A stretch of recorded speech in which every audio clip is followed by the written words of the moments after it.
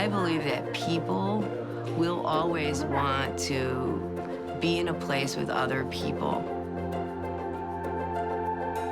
I believe the work environment, while be it always evolving, it will always be a place where people want to come and be together. It's people like being in communities.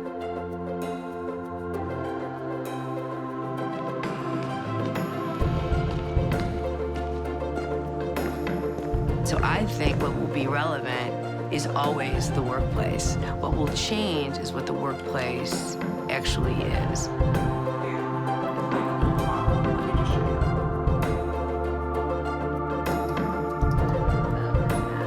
What do you want somebody, your employees, somebody coming in from the outside to feel about you, how you treat them? What is the experience you want to demonstrate to them? And we can do that through the built environment.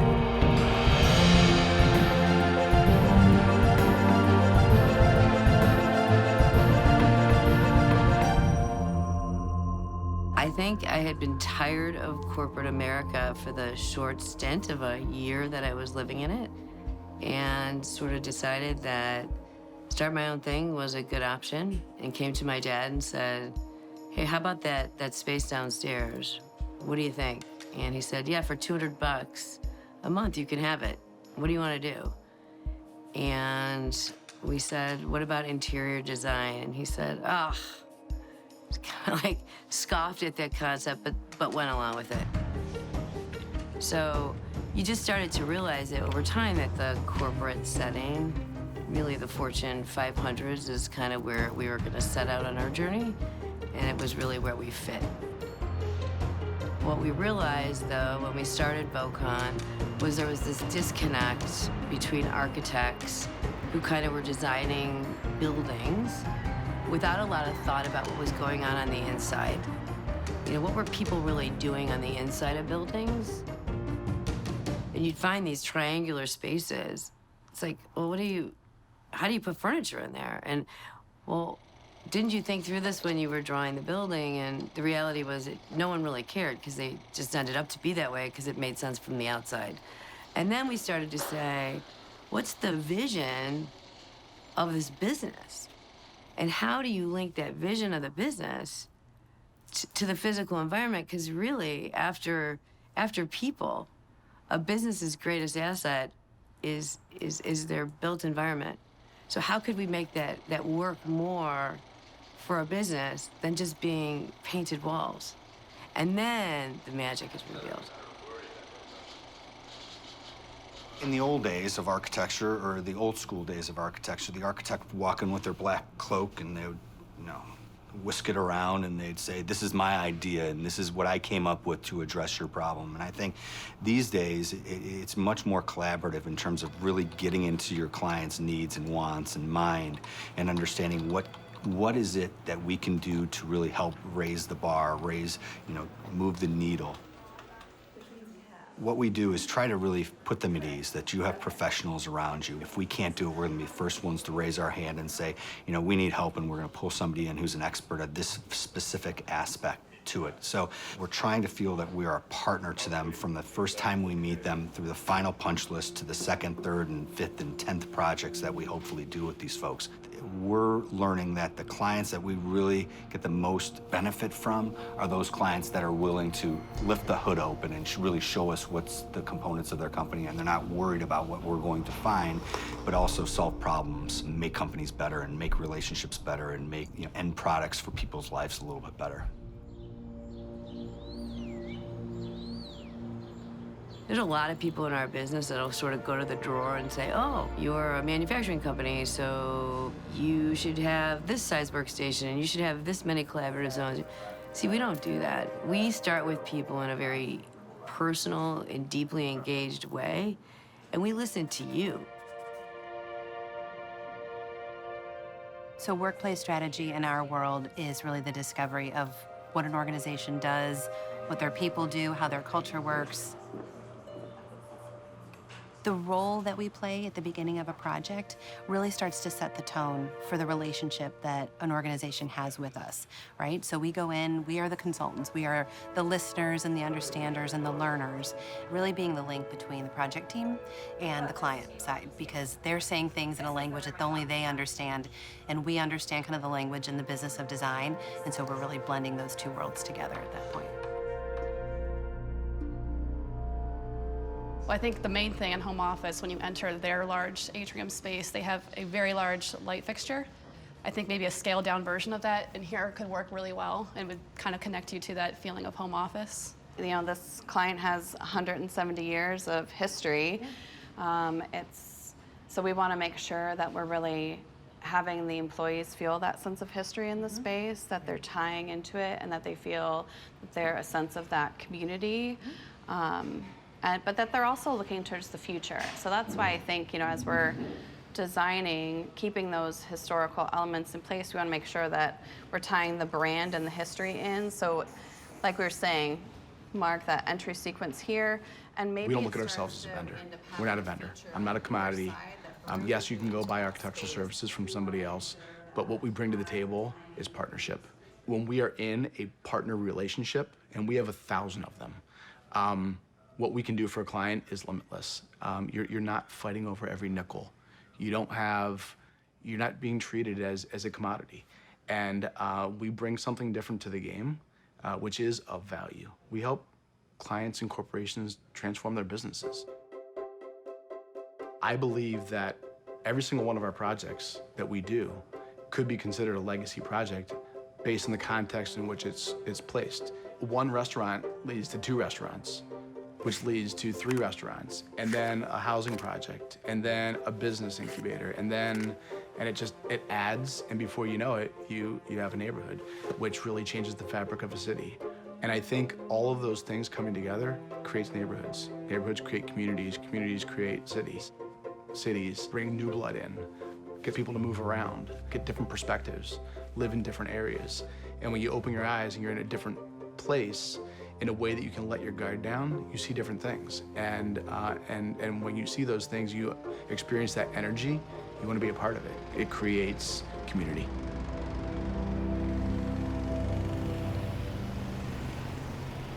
They themselves see that they are about to embark on a really important transformational relationship. There's a lot of trust in here. They're entrusting money, they're entrusting their resources, time. In some ways, they're entrusting their future success of their company in our hands.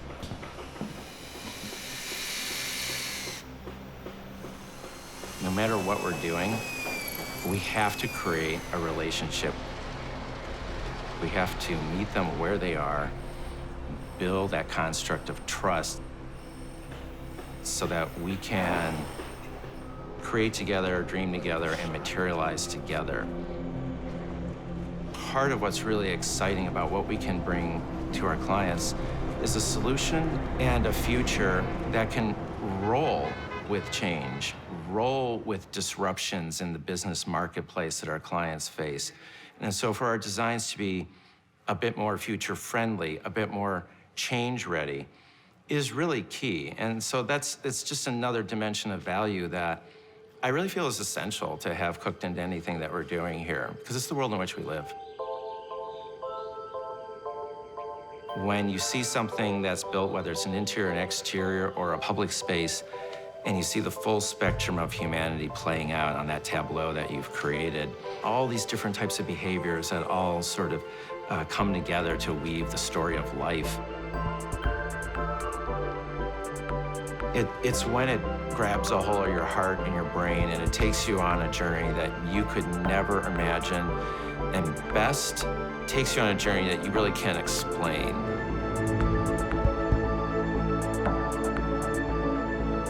When you don't settle for business as usual, when you don't settle for formulas out of a bag, it's alive and it's authentic, and that's the sweetest gift.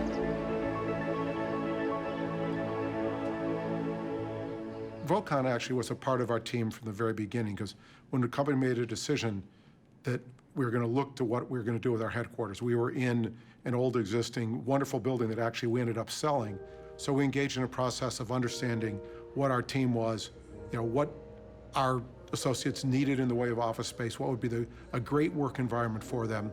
We were also very focused on how are we going to attract great associates over time, because the company's really only as good as its people, and its people spend an awful lot of time in the work environment. Where are we going to locate? One floor, multiple floors, a building we're going to own and develop ourselves, space we're going to rent. All of those decisions were decisions that they'd been a part of. And as Vocon helped lead us through that discussion with our associates, it became pretty obvious that they were really, particularly the younger people in the company, where they'd been part of successful open office environments. And even though there's sort of a pejorative around that term, if you understand what it really can be, and I think what Vocon delivered for us, it can be a very exciting new kind of environment. So we ended up with that kind of decision, fundamental decision about the nature of the space, the character of the space, and then how it was going to work within this multi-story shell. One of the things that they saw, I think Bob and Lindsay and the team here saw the opportunity to open the space up. And it wasn't just open office. It was the fact that, when you're on the 24th floor or the 25th floor or the 31st floor, you've got staggering views. So we defined our space. We have a cafe, we have a pocket park on every floor. We have small huddle rooms, which again, are very much sort of neighborhood parks. So we really created a sense of real estate, if you will, in the way the space works. And we're excited with it.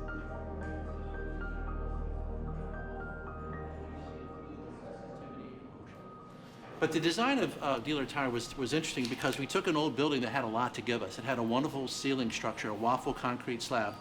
And so we had to leave a lot of it because they were receiving historic tax credits. But over here is the new entrance we developed over here, where you come in over in this area and you rotate left to meet the receptionist who's at a desk that looks like a tire. And then basically they're on axis throughout. We created a new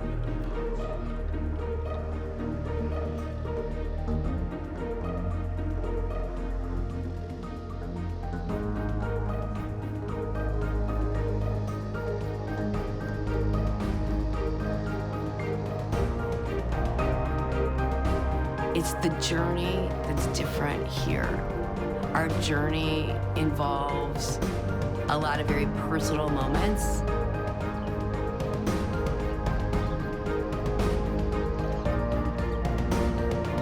And I believe our projects are reflective of that journey because there's just a lot more personal moments that lead to a better project outcome.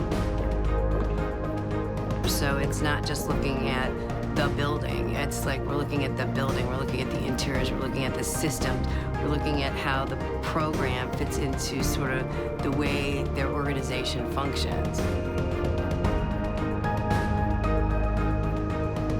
But it isn't one size fits all, not in this day and age. There are any number of things that space can do to people that's timeless, and finding the combination of meeting program and budget and just the basic technology of how you put a building together and providing that right sensibility for the particular client, the way they want to feel in their space. That's the magic, really, in terms of what we do.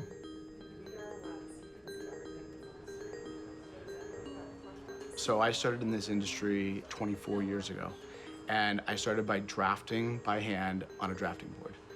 It's been recent that we've added VR technologies, but when we use tools like VR, when we're building in 3D, and a client can put on the VR goggles and they can not only see their space, they can feel their space, it's super powerful.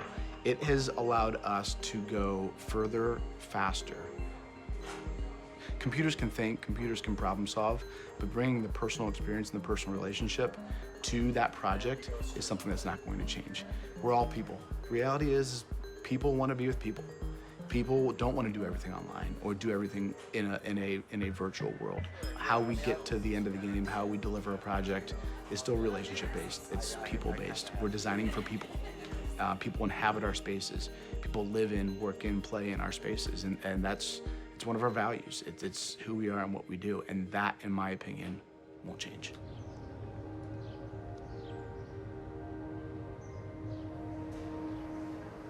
in this building, the people here are this incredible mix that I share my time, my life, my stories, my experiences with. And then our clients, I mean, they are my family. We've had clients for 25 years. So at the end of the day, what am I most proud of? Relationships. And the relationships I've built, Paul's built, the group here, our leadership team, and everybody. From soup to nuts, that's our core, that's our strength, that's what we jump off of.